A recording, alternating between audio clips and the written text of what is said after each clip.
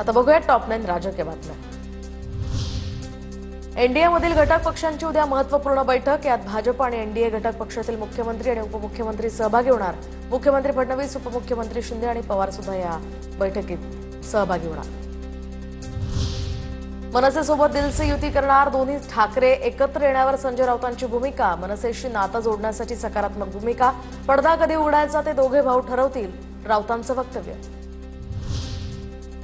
एकत्र येण्याच्या गोष्टी दिलसेच करायच्या असतात तर राज ठाकरे आणि उद्धव ठाकरे एकत्र येण्याच्या संजय राऊतांच्या विधानानंतर सुप्रिया सुळे यांची प्रतिक्रिया।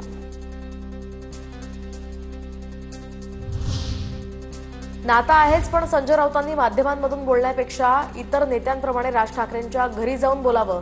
प्रकाश महाजनांची प्रतिक्रिया। तर राऊतांनी कॉफी प्यायला यावं, त्यांची गाडी कुणी फोडणार नाही, जबाबदारी मी घेईन असाही सल्ला।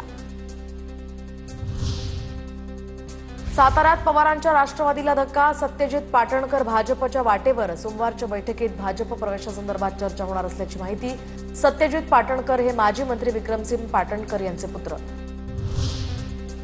लाडक्या बहिणींसाठी आदिवासी विकास प्रभाग आता निधी देणार, तर मे महिन्यासाठी 335 कोटी 70 लाख निधी लाडकी बहीण योजनेसाठी वळवला असल्याची माहिती।